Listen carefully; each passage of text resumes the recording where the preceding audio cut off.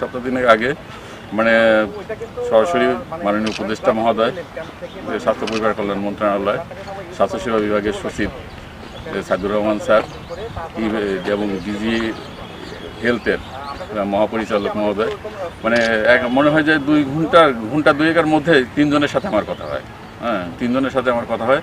তো সেখানে মানে জায়গা খোঁজার প্রস্তাব আসছিল। তাৎক্ষণিকভাবে আমি মানে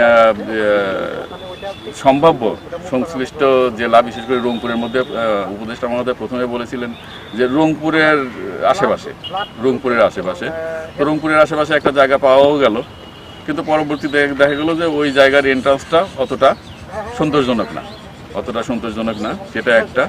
আর তারপরে যে নীলফামারীর ডিসি মহোদয়কে ধন্যবাদ দিতে হয় এই জন্যে যে উনি অনেক দ্রুততার সাথে এরকম একটা জায়গার খোঁজ বের করে এবং খুব দ্রুততার সাথে রিপোর্ট করেছেন, যেটা মানে আমি বলবো যে উনি আমার ইজ্জত রক্ষা করছেন, আমার ইজ্জত রক্ষা করছেন। তো সেদিক থেকে আমরা এখন পর্যন্ত মানে খুব পজিটিভ অবস্থানে আছি যে এই যে জায়গায় আমরা দাঁড়ায় আছি, এই জায়গাতে তা এখন পর্যন্ত কেউ দ্বিমত পোষণ করেন নাই। আর কিছু ফেসবুকের সেন্সেশন ওগুলো বাদ, ওগুলো আসলে কোনো বিবেচনায় নেওয়ার সুযোগ নাই। তো যে প্রস্তাবিত 1000 বেডের হসপিটাল চীন সরকারের সহযোগিতায়, এটা আমরা আশা করছি নীলফামারীতেই হবে এবং এই জায়গাতেই হবে ইনশাআল্লাহ।